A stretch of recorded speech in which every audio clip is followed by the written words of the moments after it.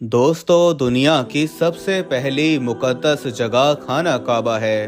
दुनिया के हर मुसलमान की ख्वाहिश है कि वो ज़िंदगी में एक बार खाना काबा का तवाफ़ करे और रो रो कर अल्लाह तबारक व तआला से अपने गुनाहों की माफ़िया मांगे। खाना काबा की मौजूदा इमारत 404 साल पुरानी है। खाना काबा को अब तक 10 बार तामीर किया जा चुका है। खाना काबा की पहली तामीर हजरत आदम अलैहिस्सलाम से 2000 साल पहले की गई। खाना काबा की सबसे पहली तामीर फरिश्तों ने की। जब फरिश्तों ने अल्लाह तबारक व तआला से कहा, या अल्लाह, अगर तू इंसान को पैदा फरमाएगा तो ये जमीन पर लड़ाई झगड़े करेगा, जमीन पर दंगा फसाद करेगा, जिससे जमीन वालों का सुकून तबाह होगा।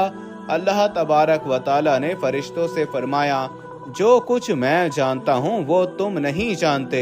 इसके बाद फरिश्ते ये सोचने लगे कि शायद अल्लाह तबारक व तआला हमसे नाराज हो गया। उस वक्त फरिश्ते अल्लाह तबारक व तआला को राजी करने के लिए अल्लाह तबारक व तआला के अर्श का तवाफ करने लगे। अल्लाह तबारक व तआला के अर्श का तवाफ करने वाले फरिश्तों की तादाद खरबों में थी।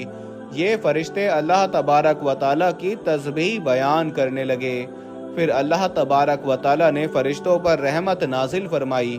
अल्लाह तबारक व तआला ने अपने अर्श के नीचे खूबसूरत और हसीन व जमील घर बनाया। फरिश्ते इस घर को बैतुल मामूर के नाम से जानने लगे। अल्लाह तबारक व तआला ने कुरान पाक की सूरह तूर में भी इस बात का जिक्र किया है। बैतुल मामूर फरिश्तों का काबा है। फरिश्तों का यह काबा 7वें आसमान पर अल्लाह तबारक व तआला के अर्श के बिल्कुल नीचे, जबकि जमीन के काबे के बिल्कुल ऊपर है। जिस तरह इंसान बैतुल्लाह का एहतराम करते हैं, इसी तरह फरिश्ते भी आसमान वाले बैतुल्लाह का एहतराम करते हैं। जिस तरह इंसान बैतुल्लाह का तवाफ करते हैं, इसी तरह फरिश्ते भी बैतुल मामूर का तवाफ करते हैं। फरिश्तों की तादाद इस कदर ज्यादा है, जो फरिश्ता एक बार बैतुल मामूर का तवाफ कर ले तो कयामत तक उसकी दोबारा बारी नहीं आएगी। बैतुल मामूर का हर रोज 70,000 फरिश्ते तवाफ करते हैं। अल्लाह तबारक व तआला की हम्दो सना बयान करते हैं। हुजूर अकरम सल्लल्लाहु अलैहि वसल्लम जब मेराज पर गए तो आप सल्लल्लाहु अलैहि वसल्लम को भी बैतुल मामूर दिखाया गया। दोस्तों, इसके बाद अल्लाह तबारक व तआला ने फरिश्तों को हुक्म दिया, जमीन पर भी बैतुल मामूर की तरह मेरा घर बनाओ, ताकि जिस तरह तुम आसमान पर बैतुल मामूर का तवाफ करते हो, मेरी हम्दो सना बयान करते हो, इसी तरह जमीन पर मेरे बंदे उसके घर का तवाफ करें। चुनाचे फरिश्तों ने अल्लाह तबारक व तआला के हुक्म की तकमील करते हुए सबसे पहले बैतुल्लाह की तामीर की। इसके बाद फरिश्तों ने इसका तवाफ शुरू किया। फरिश्तों ने ही ज़मीन पर सबसे पहले इसका हज किया। इसके बाद अल्लाह तबारक व तआला ने ज़मीन पर जिनों को पैदा किया। जिन्नात हज़ारों साल तक इस ज़मीन पर आबाद रहे। इबलीस जिनों का सरदार भी ज़मीन पर रहता था। उस वक्त आदम अलैहिस्सलाम और अम्मा हव्वा जन्नत में रिहाइश पजीर थे। जब आदम अलैहिस्सलाम और अम्मा हव्वा शैतान के बहकावे में आए तो अल्लाह तबारक व तआला ने इन दोनों को जमीन पर उतार दिया। हजरत आदम अलैहिस्सलाम अल्लाह तबारक व तआला से अर्ज करने लगे, या अल्लाह, मैं तो जमीन पर तन्हा हूँ, मैं ना ही फरिश्तों का जिक्र सुन सकता हूँ और ना ही मैंने जमीन पर इबादत गाह देखी जहाँ तेरी इबादत की जा सके। इसके पहले मैंने 7वें आसमान पर बैतुल मामूर को देखा, जहाँ फरिश्ते तेरी इबादत करते थे। हजरत आदम अलैहिस्सलाम की ये फरियाद सुनकर अल्लाह तबारक व तआला ने हजरत आदम अलैहिस्सलाम से फरमाया, जाओ, जहाँ हम जगह बताएं वहाँ मेरे घर की तामीर करके इबादत शुरू कर दो। फिर अल्लाह तबारक व तआला ने हजरत जिब्राइल अलैहिस्सलाम को हजरत आदम अलैहिस्सलाम की रहनुमाई के लिए भेजा। हजरत जिब्राइल अलैहिस्सलाम जमीन पर हजरत आदम अलैहिस्सलाम के साथ चल पड़े। उन्हें उस मुकाम पर लाए जहां से जमीन को बनाना शुरू किया। जमीन की पैदाइश इस तरह से हुई जैसे कोई गोल चीज के सेंटर से पानी निकलना शुरू हो जाए और वो पानी उस गोल चीज के चारों तरफ फैल जाए। ہماری زمین بھی گول ہے، یعنی کہ گیند کی طرح ہے۔ پھر جبرائیل علیہ السلام نے اس جگہ آ کر اپنے پر مارے، جس کی وجہ سے ساتوں زمین تک بنیاد ڈھل گئیں۔ اس کے بعد آدم علیہ السلام نے پتھروں کی مدد سے خانہ کعبہ کی دیواریں کھڑی کر دیں۔ دوستو، خانہ کعبہ کی پہلی تعمیر میں اماں حوا نے بھی حصہ لیا۔ اماں حوا گارا لے کر آتی، جبکہ آدم علیہ السلام پتھروں کی چنائی کا کام کرتے۔ جب خانہ کعبہ کی تعمیر مکمل ہو گئی تو اللہ تبارک و تعالی نے حضرت آدم علیہ السلام کو خانہ کعبہ کا طواف کرنے کا حکم دیا۔ آدم علیہ السلام پہلے انسان تھے جنہوں نے خانہ کعبہ کا طواف کیا۔ پھر آدم علیہ السلام خانہ کعبہ کی طرف منہ کر کے نماز ادا کرتے۔ اس کے بعد آدم علیہ السلام اس دنیا سے رخصت ہو گئے۔ کچھ وقت کے بعد اماں حوا بھی اس دنیا کو خیر آباد کہہ گئیں۔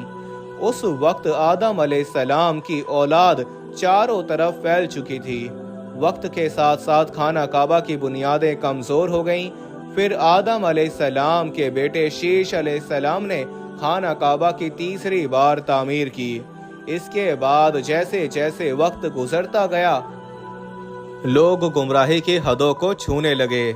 اللہ تبارک و تعالی نے حضرت نوح علیہ السلام کو اس دنیا میں نبی بنا کر بھیجا۔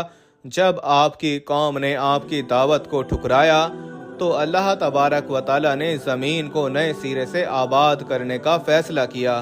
اللہ تبارک و تعالی نے پوری روح زمین پر پانی کا عذاب بھیجا، جس کی وجہ سے ہر چیز تہس نہس ہو گئی۔ طوفان نوح کے بعد خانہ کعبہ کچھ اس طرح کا تھا۔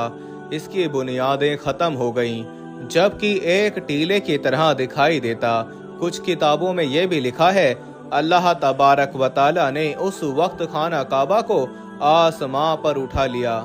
دوستو، وقت گزرتا گیا۔ اللہ تبارک و تعالی نے ابراہیم علیہ السلام کو نبی بنا کر بھیجا۔ وہ اپنے بیٹے کو خانہ کعبہ کی جگہ پر چھوڑ کر گئے۔ اس وقت اس جگہ ریگستان اور پہاڑ موجود تھے۔ اس وقت اس جگہ خانہ کعبہ کی عمارت موجود نہ تھی۔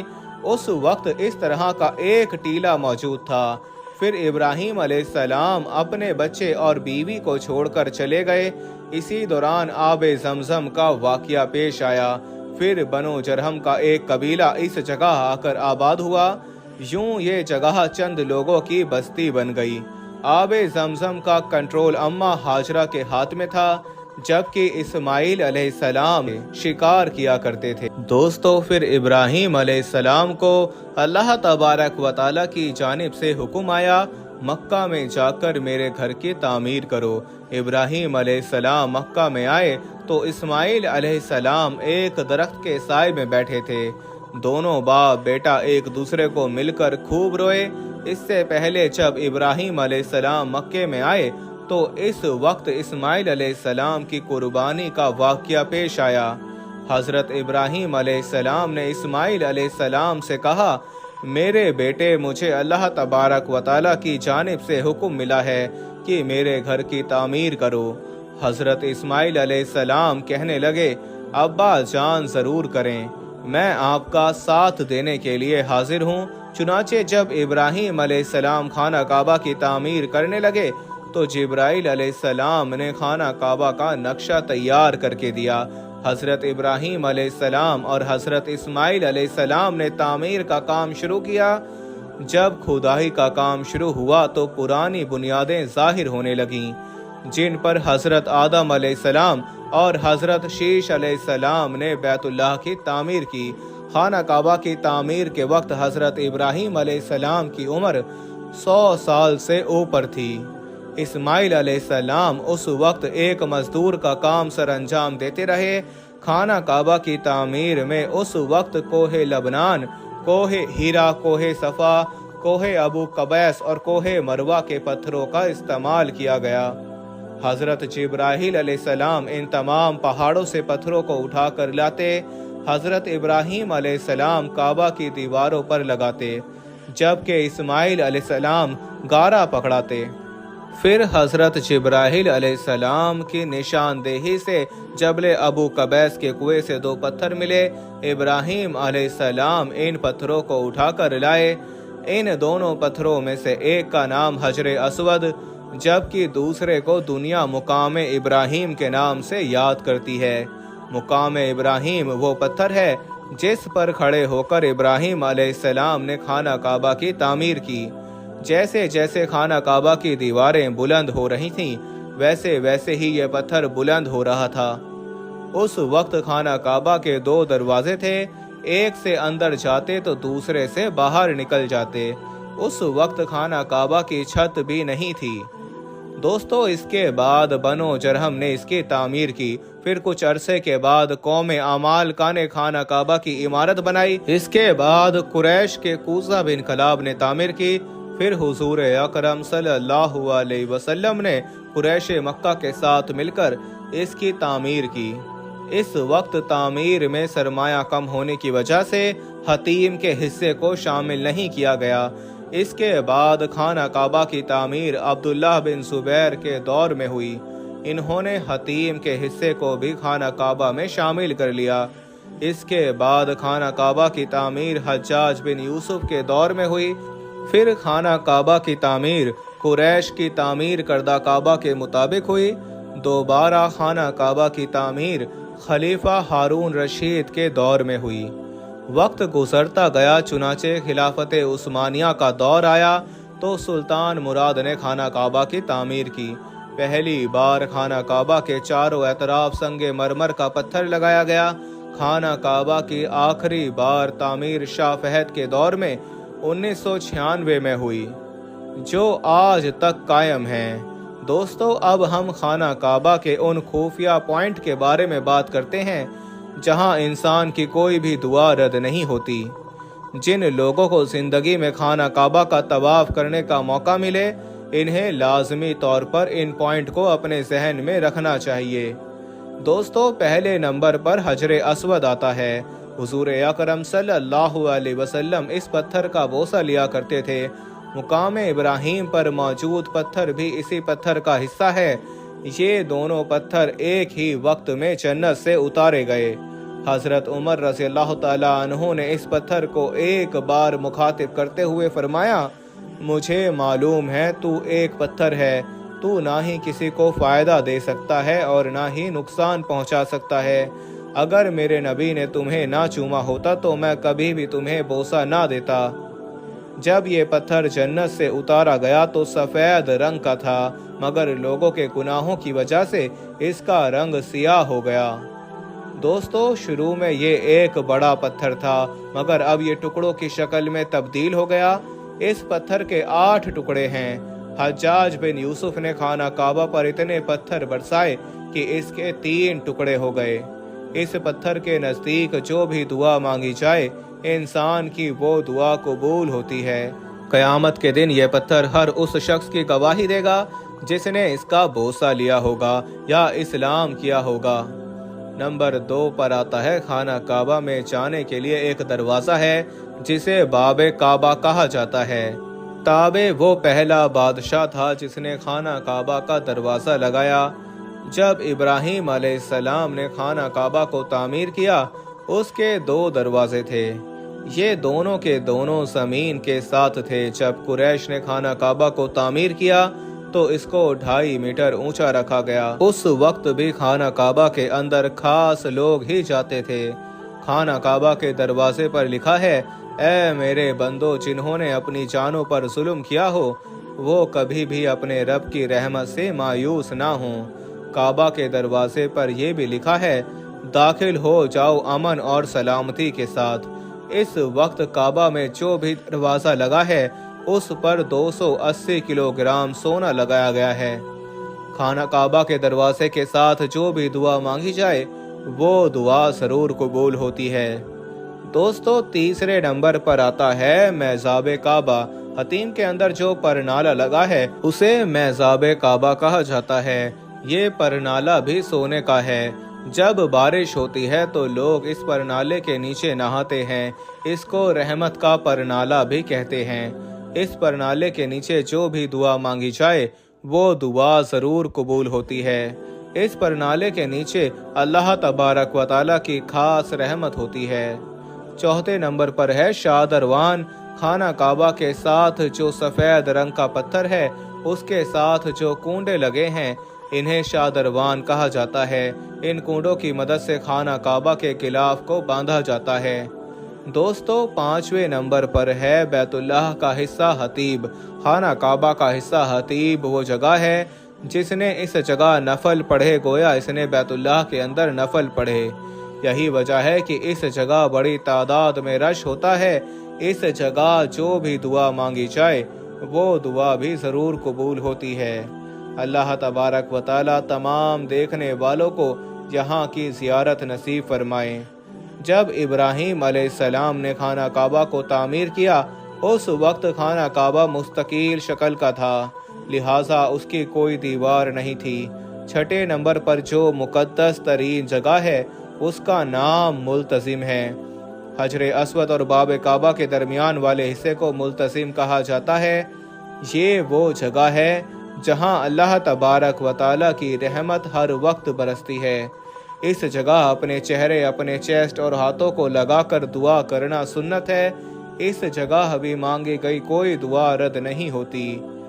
دوستو 7ویں نمبر پر حضرت ابراہیم علیہ السلام کے پاؤں کے نشان ہیں۔ جب کوئی بھی آدمی عمرہ مکمل کرے تو اس کے نزدیک نفل پڑھنا سنت ہے۔ اس جگہ بھی کی گئی دعا رد نہیں ہوتی۔ یہ وہ پتھر ہے جس کے ذریعے خانہ کعبہ کی تعمیر ہوئی۔ اس پتھر پر آج بھی حضرت ابراہیم علیہ السلام کے پاؤں کے نشان موجود ہیں۔ یہ وہی پتھر ہے جس پر کھڑے ہو کر حضرت ابراہیم علیہ السلام نے حج کے لیے لوگوں کو بلایا تھا۔ دوستو 8ویں نمبر پر ہے خانہ کعبہ کے 4 کونے، جن میں دروازے کے ساتھ اور پیچھے والے کونے کو خاص فضیلت حاصل ہے۔ جو ابراہیم علیہ السلام نے خانہ کعبہ تعمیر کیا وہ مستقل شکل کا تھا، جبکہ جو قریش نے تعمیر کیا وہ مربع شکل کا ہے۔ اب نئے خانہ کعبہ کے 2 کونے ہیں جن میں 1 اور 2 نمبر کونے ہیں۔ یہ وہی کونے ہیں جو ابراہیم علیہ السلام نے بنائے۔ حجر اسود والے کونے کو حجر اسود والا کونا کہتے ہیں، جبکہ پیچھے والے کونے کو رکنے یا مانی کہتے ہیں۔ اس کونے کی انتہائی فضیلت ہے۔ حضور اکرم صلی اللہ علیہ وسلم اس کونے کا استلام کرتے یعنی ہاتھ لگاتے۔ یہ جگہ بھی انتہائی مقدس ہے۔ اس جگہ پر بھی ہر دعا قبول ہوتی ہے۔ دوستو رکنے یا مانی یا رکن حجر اسود کے درمیان ہر دعا قبول ہوتی ہے۔ حضور اکرم صلی اللہ علیہ وسلم اس جگہ یہ دعا کیا کرتے تھے، اے اللہ اس دنیا میں جو بھی اچھا ہے وہ ہمیں عطا کر اور ہمیں جہنم کی آگ سے بچا۔ خانہ کعبہ کے اس کونے کو رکن شامی کہا جاتا ہے کیونکہ اس کی شیمت شام کی جانب ہے۔ خانہ کعبہ کے اس کونے کو رکن عراقی بھی کہا جاتا ہے کیونکہ اس کی سمت عراق کی جانب ہے۔ 12ویں نمبر پر آتا ہے خانہ کعبہ کا غلاف۔ ابتدا میں خانہ کعبہ بغیر غلاف کے تھا، تب پہلا بادشاہ تھا جس نے خانہ کعبہ پر غلاف چڑھایا۔ حضرت ابوبکر صدیق رضی اللہ تعالیٰ عنہ کے دور میں سفید رنگ کا غلاف چڑھایا جاتا تھا۔ خانہ کعبہ پر مختلف رنگ کے غلاف چڑھائے جاتے رہے، اب خانہ کعبہ پر صرف کالے رنگ کا غلاف چڑھایا جاتا ہے۔ دوستو آپ لوگوں نے دیکھا ہوگا حج کے دوران خانہ کعبہ کے پاس اس طرح کا سفید کپڑا باندھا جاتا ہے۔ اس کی بڑی وجہ ہے کہ لوگ خانہ کعبہ کے دھاگے کو کھینچتے ہیں جس کی وجہ سے غلاف کو نقصان پہنچتا ہے، لہٰذا حج کے دوران اس طرح کا سفید کپڑا باندھا جاتا ہے۔ اس کے بعد خانہ کعبہ کی لائٹ کا نمبر آتا ہے، یہاں سے طواف شروع ہوتا ہے، اسی جگہ طواف ختم ہوتا ہے۔ آپ لوگ ویڈیو میں براؤن رنگ کے چھوٹے چھوٹے پتھر دیکھ سکتے ہو۔ اس جگہ حضرت جبرائیل علیہ السلام نے حضور اکرم صلی اللہ علیہ وسلم کو نماز پڑھنا سکھائی۔ یہ جگہ کعبے کے دروازے کے بالکل ساتھ ہے۔ آپ لوگ جو کالے رنگ کے سرکل دیکھ رہے ہو، اس جگہ آپ صلی اللہ علیہ وسلم نے نماز پڑھائی۔ دوستو امید کرتے ہیں آپ لوگوں کو یہ ویڈیو انتہائی پسند آئی ہوگی۔ جن لوگوں کا اللہ تبارک و تعالیٰ کے گھر میں جانے کا ارادہ ہو انہیں یہ ویڈیو خود بھی دیکھنی چاہیے اور دوسروں کے ساتھ شیئر بھی کرنی چاہیے۔ ہم مسلمان ہیں، ہمیں خانہ کعبہ کی ہر چیز کے بارے میں پتہ ہونا چاہیے۔ شکریہ۔